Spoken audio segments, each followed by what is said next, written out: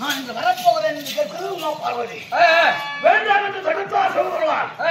கேட்கவே கிடையாது உமா பார்வதி. அந்த பார்வதியும் உமா பார்வதி சொல்லும் அன்றைக்கு தாழ்த்து கொண்டு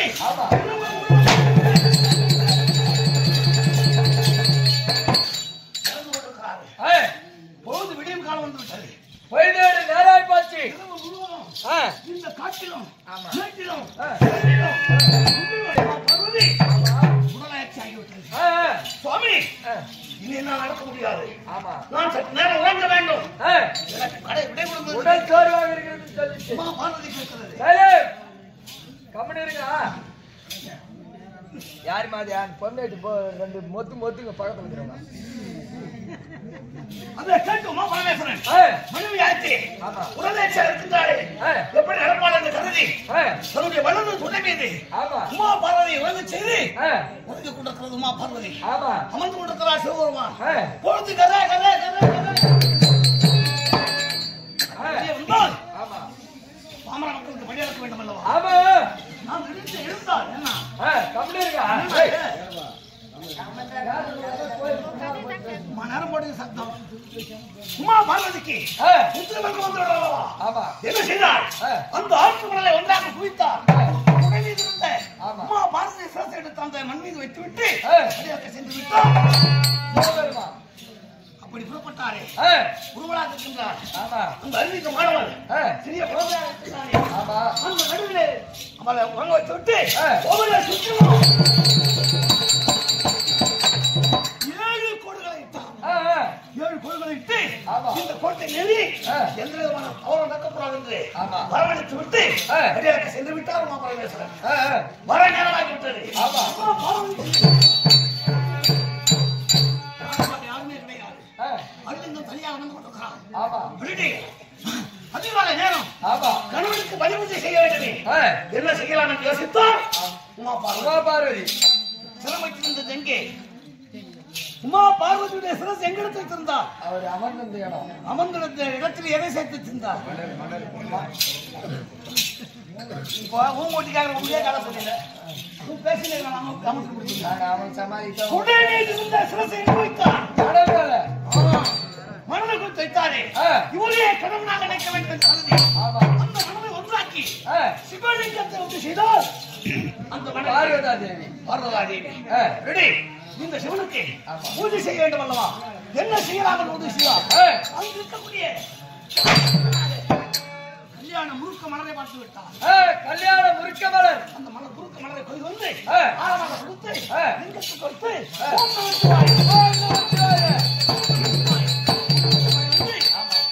பார்வதி வணங்கிக் கொண்டிருக்கிறார். இந்த சிவலிங்கத்தின் கொண்டாடி அந்த கல்யாண முறுக்க மலர் அந்த பூஜையை ஏற்று அந்த மனதில உரைய கல்யாண முறுக்க மலரானது ஒரு அந்த மலர் வந்து குழந்தையாய் போச்சு. எங்கள் உராய்க்கு அந்த சிவலிங்கத்தின் மீது மணல் நினைக்காத சிவலிங்கத்தின் மீது அங்கு ஒரு பெண் குழந்தை பிறந்தாரு. பொழுது விடித்து விட்டது. இந்த பெண் குழந்தையை காட்டில வச்சிருந்தா பரமேஸ்வரன் மதிப்பாரா? என்ன செய்தார்? இரு கால்களை விடுத்து உப்புகளை வீசி விட்டார். ஆமா பரமேஸ்வரன் உலகங்கு படியிலிருந்து பார்வதியை பணியாக வந்தோமே பார்க்க வேண்டும் என்ற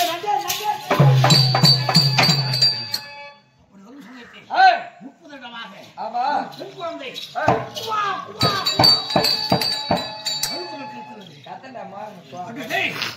நாம் செல்லும் பொழுது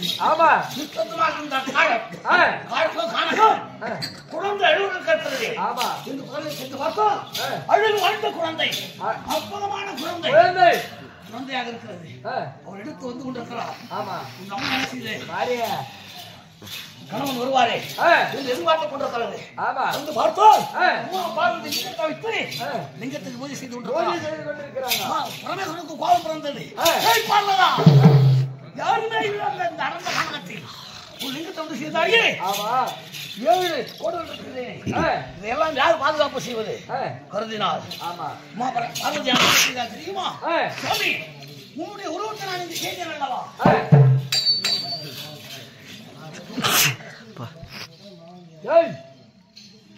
நீ பேசுற கதை நிறுத்திட்டாரு.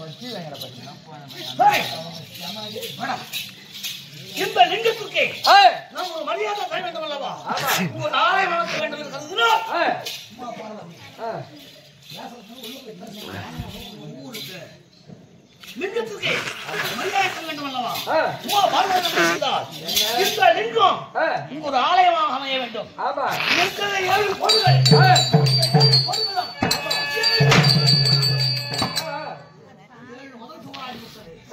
ஆலயம் உண்டாகிவிட்டது. சிவலிங்கம் உருவாகிவிட்டது. இப்ப நடந்த காலத்தில் யாருமே இல்லாத இடத்தில் ஆலயம் அமைத்து விட்டேன். சென்றுவிட்டால் இந்த ஆலயத்தை யார் வழிபடுவாங்க? யாரும் காட்டூர் போய் யாரு கூடுவாங்க? யோசித்தார் பரமேஸ்வரன். இந்த குழந்தை கொண்டு வந்தார்களே, பறந்த குழந்தை, அந்த சிவபெருமான் லிங்கத்துக்கு பூஜை செய்யும் போது பிறந்த குழந்தை. தேவாமிர்தம் பங்கிட போது வந்தானே அந்த குழந்தை யாரு? அவன் யாருப்பா?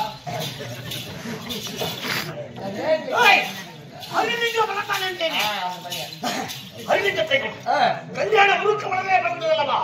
அந்த பெண்ணுக்கு கல்யாணி என்று பெயரை சுட்டி இருவருக்கும் அதே இடத்துல திருமணத்தை செய்து இந்த ஆலயத்தை வெளிவிட்டு வாருங்கள் என்று சொல்லி சிவபெருமானும் பார்வதியும் கைலாயம் சென்றடைந்தார்கள்.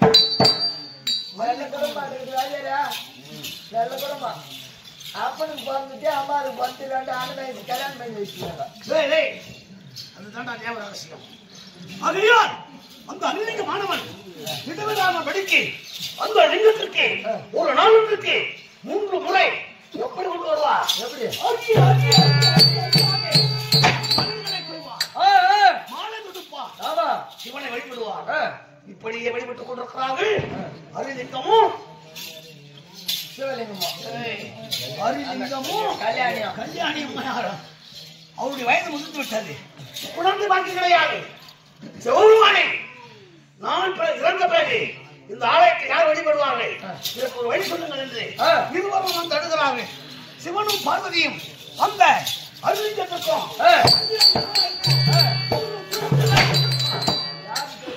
2வது முறையாக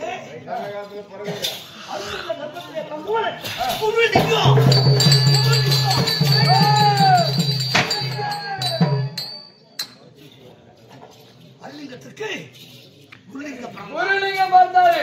குருலிங்க மாணவன் அந்த தாயும் தந்தை இறந்த பிறகு அந்த சிவலிங்கத்திற்கு அனுதினமும்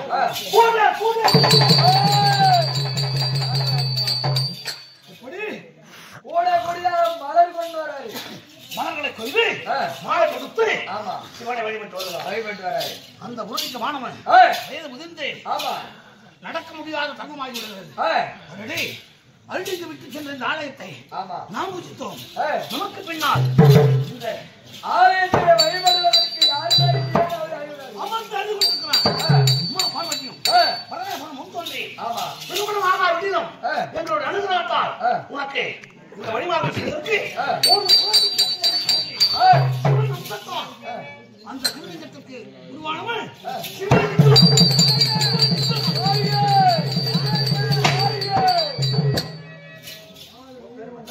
வட்டி பேச்சு சாப்பாடு யாருக்கு? குருலிங்கத்திற்கு உருவானவன் சிவலிங்கம். எத்தனையாவது தலைமுறை? 4.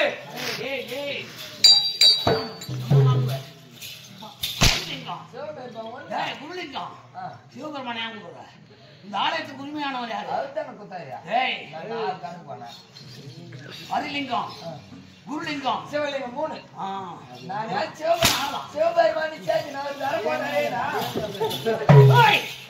அப்படி அந்த குருத்து குருகத்தின் வலிமையா வந்தவர் சிவலிங்கம். சிவலிங்கம் ஆனவன் பாட்டணும் சந்தேகம் செய்த பூஜையை விடாமல் வழிக்கு சிவந்த மலர்களாக கொண்டு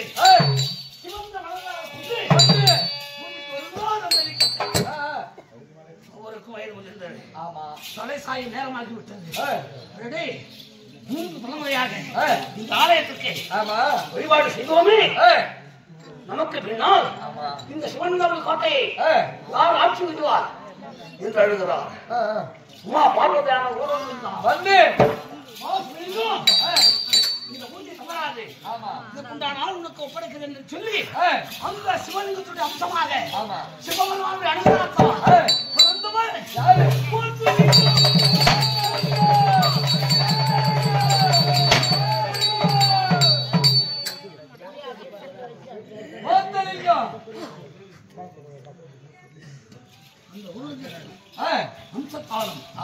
சிவனுடைய அனுகிரகத்தால பிறந்தவன் போத்தலிங்கம்.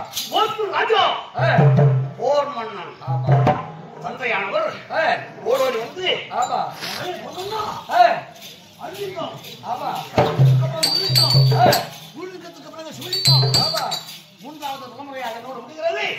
இந்த சிவனை பூஜித்து வா என்று எனக்கு வாக்களித்தார். நான்காவது தலைமுறையா இந்த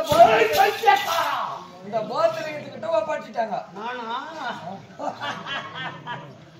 பைத்தியக்காரன் நானு. நீங்கள் செய்திருக்கலாம். அவன்டா பைத்தியக்காரன். அதான் நீங்கள் செய்திருக்கலாம். அன்னைகள் செய்திருக்கலாம். பூலிங்கள் செய்திருக்கலாம். சிவலிங்கம் பூஜித்திருக்கலாம். என்ன பாத்தியா? பிறக்கும் பொழுதே உங்களுக்கு ஒழிக்க படைத்தவன். ஆமா சிவலிங்கம், சுரசிலிங்கம், மார்பிலிங்கம், புதத்திலிங்கம், நேத்திரத்திலிங்கம், தாவடியிலிங்கம். சிவனுக்கு இருக்குது எத்தனை லிங்கம்? 108.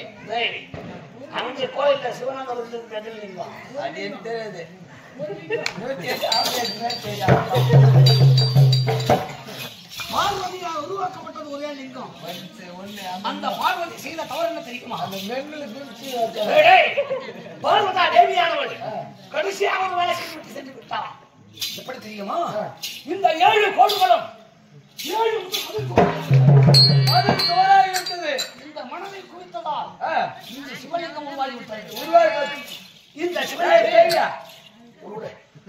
இந்த சிவலிங்கத்துடைய அம்சமா இந்த நாட்டுக்கு கேமரா வச்சுக்கிறான். அவன் தாதான் தேர்த்தான். அவங்க வீடியோ தெரியல. கேள்வி அம்மன்னு அவரு. ஏமா கம்மி இருக்கா? இல்ல என்ன பேசிக்கிற? என்ன கம்மி இருக்கா? இந்த நாட்டுக்கு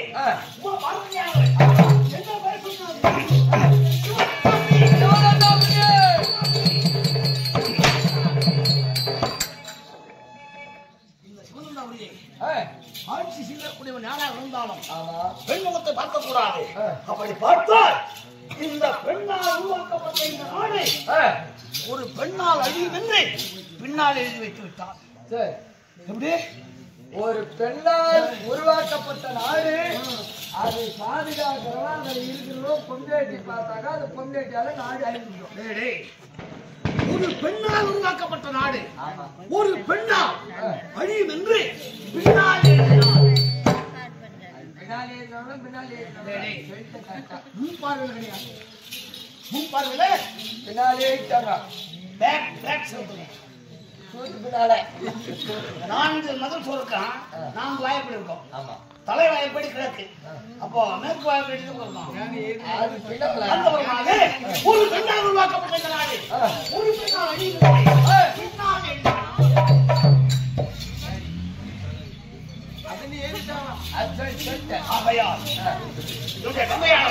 சிவனுக்கு பூஜித்து வாரு சொன்னாரே முடியாது.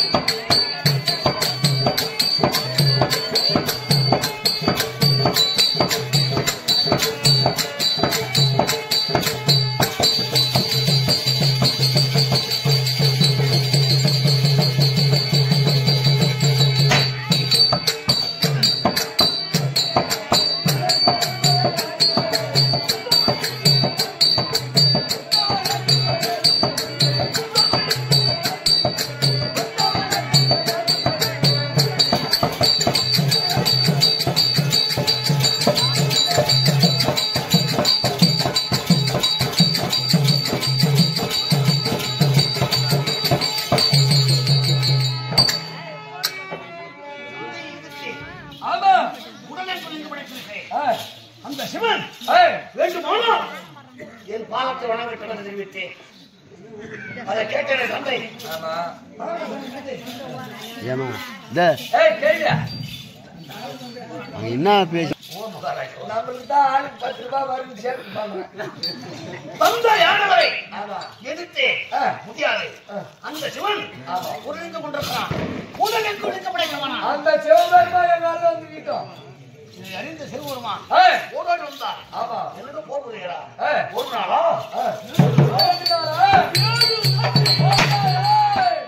என்னோடு போகுது மூச்சையாக இருந்து விட்டார் சிவபெருமான். உங்ககிட்ட அவரால் சண்டை போட முடியாது. ஏன் எத்தனை லிங்கம் உங்களுக்கு உடல் எல்லாம் லிங்கம் மூச்சை விழுந்தாரே எழுந்தார். அப்பா பொன்மனதுரையே, உனக்கு என்ன வேண்டும் கேள். உனக்கு நான் அடிமையானவனாகிவிட்டேன். இந்த ஆலயத்தை வழிபட வேண்டும். என்ன வேண்டும் கேள் என்றார். அப்ப நான் என்ன கேட்டேன் தெரியுமா? அவரை கேட்டீங்க நீ அந்த என்ன கேட்டிருப்பா? ஒரு புல் பாட்டில் 2 பொங்கல் கேட்டிருப்பா. அதான் கேட்டிருப்ப. என்ன கேட்டேன் தெரியுமா? அல்பாசை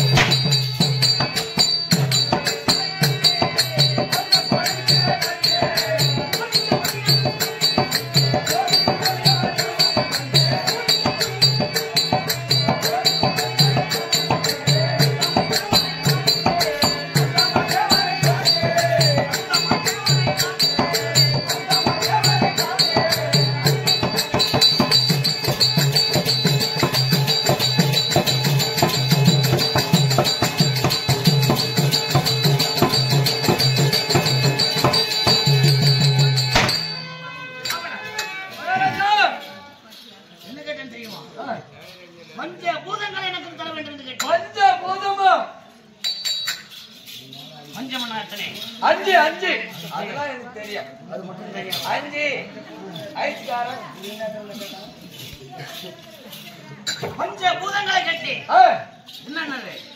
கொந்தம், வீரசாட்டை, வீரபம்பை, மண்டாரட்டை, என்னென்ன கடனி போட்டு கொந்தம், கொடிச்சிலை, வீரபம்பை, வீரசாட்டை, பண்டார புத்தி, பொட்டி. எந்த நேரம் அந்த புத்தி நினைப்பதானா? நீர் நிலம் சாட்சி. அந்த பஞ்சபூதம் இது சாட்சிங்க. நான் சொல்றது சிவபெருமான் எழுந்தா இவ்வளவு பலம் பார்ந்த நீ இதனை காப்பாற்றி வருவாய் என்னுடைய மனது தைரியத்தை அறிந்து எனக்கு வலு வந்துட்டீங்க.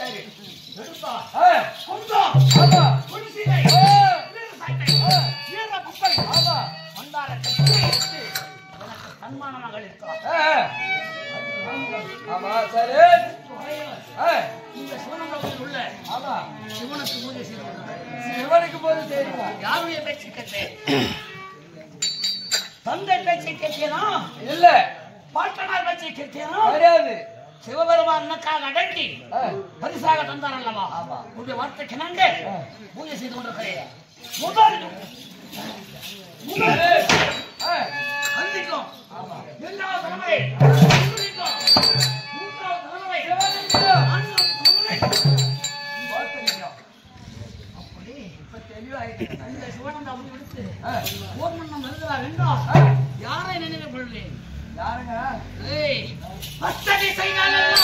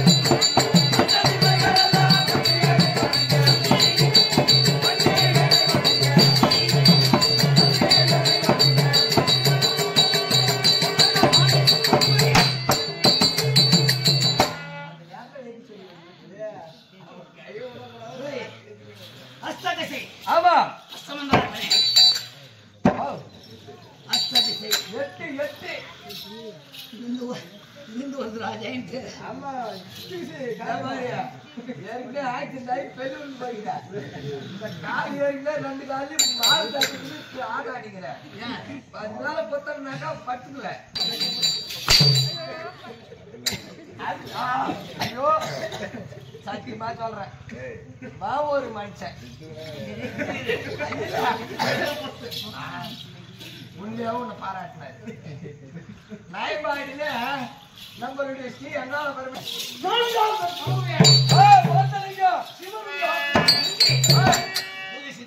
ஆமா அந்த ஆதி சிவனை வந்து பகலம் தியானித்து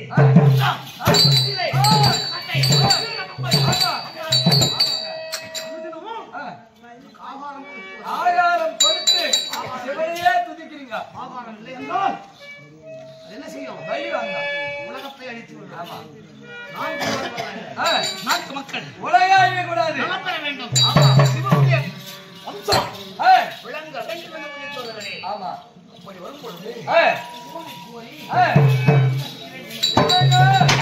சிவமணி முரசே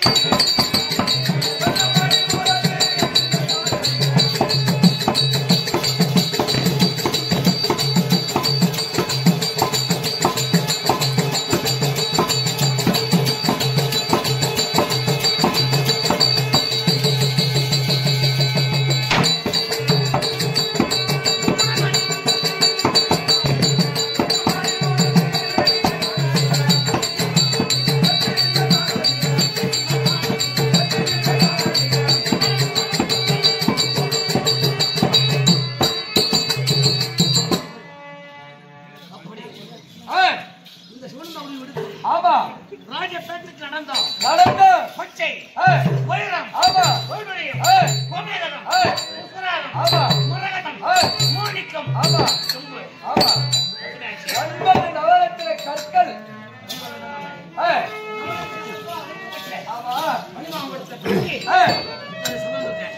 இருந்தாலும் செய்ய வேண்டியது என்ன? சிவனை அனுதினமும் பூஜை செய்ய வேண்டாம்.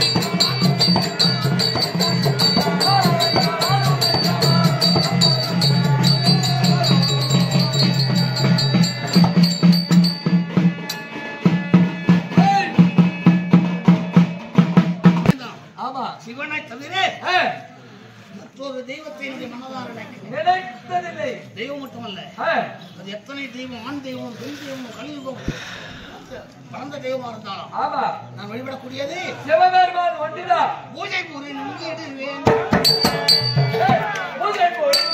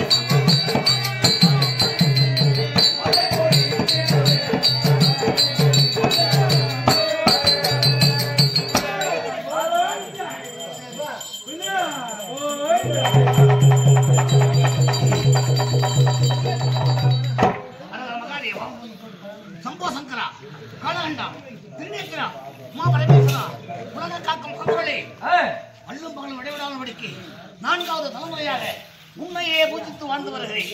அப்படி வாழும் காலத்தில் இந்த நாட்டு மக்களுக்கும் சிவானந்தபுரி ஆட்சி செய்யக்கூடிய எனக்கும் விவிதமான குறைகள் ஏற்படா வண்ணம் காத்தருள் புரிய வேண்டும். மகாதேவா ஓமரோ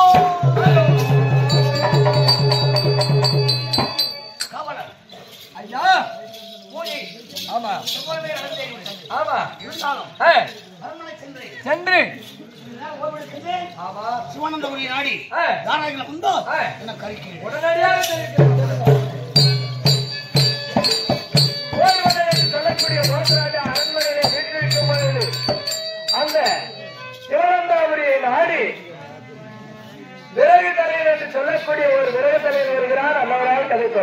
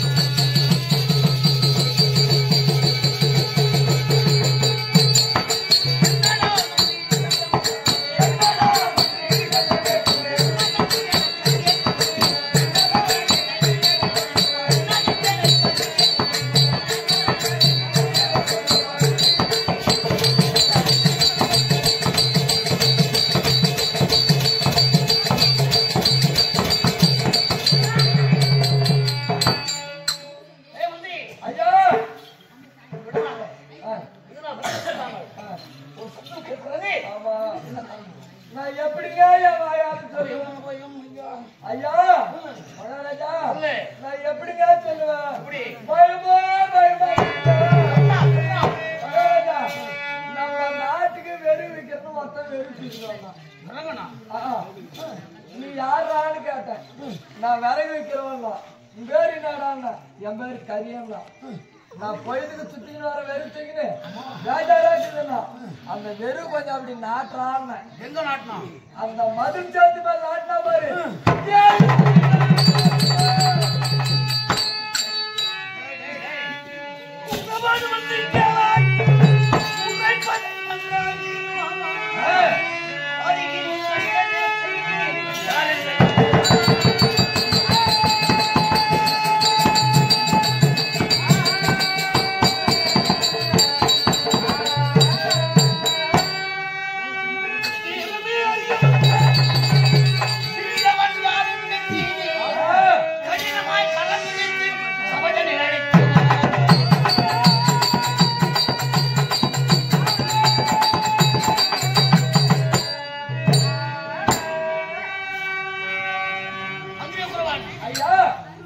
நான்காவது தலைமுறையாக இந்த மதில் சோத்தை இதுவரையும் யாரும் திண்டி பார்த்தது கிடையாது. இந்த விறகு சாய்த்து மதில் சோறு யாராயிரம் மாயாவியாக இருப்பான். கொண்டு வாங்க.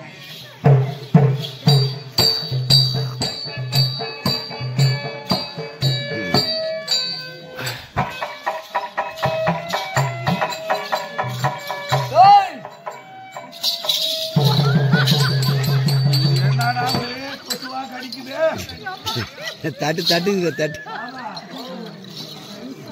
मेरे आल कोई ना चेंद्रा कोचू गड़ी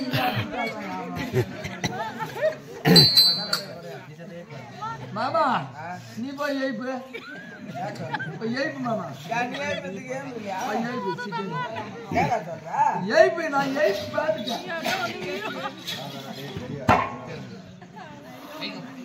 யாரா கரியான்னு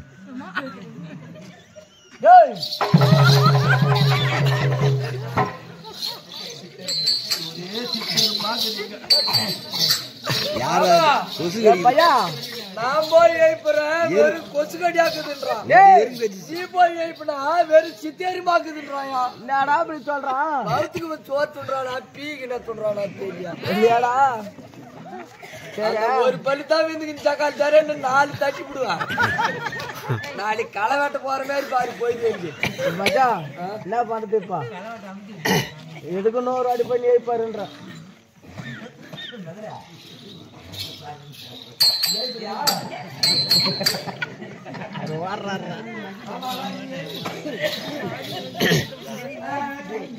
எழுப்பு தான் பாரு மாமா எழுப்பு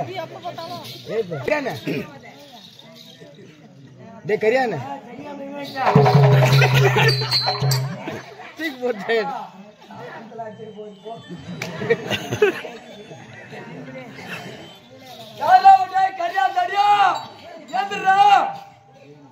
மூஞ்ச பாரியா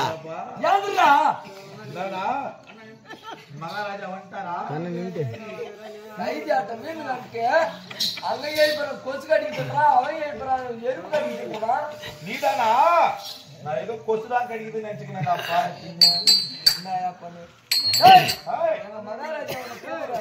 மகாராஜாவா? ஏய் செவத்து வாரி வாயில போட்டுருந்தா மகாராஜாவா? வா பாருங்க.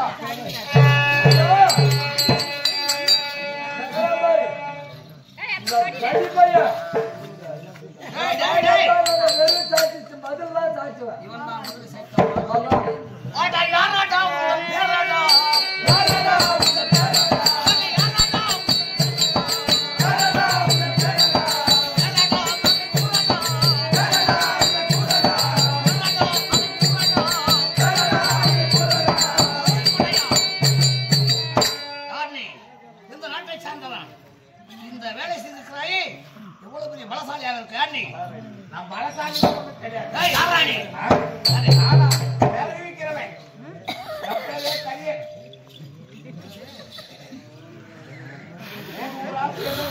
சரி சரி அதனால செஞ்ச வேலையை விட்ட செருப்புக்கெல்லாம் போத்திரியா அது ஊசி போட்டா அந்த தோல் இறங்கல.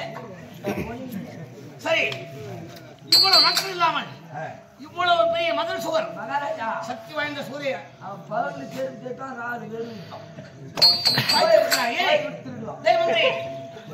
இனிமேல் இவனை விடக்கூடாது. ஆமா ஏனென்றால் இவ்வளவு பெரிய பலசாலி இருந்தானே ஆனால் நம் நாட்டை அழித்து உலகில் உள்ள நாடுகளை அழித்து கரம் கால்களுக்கு விலங்கிட்டு காராக சிறையில் அண்டேன். இவனை நாடு யாராக கணக்கீடு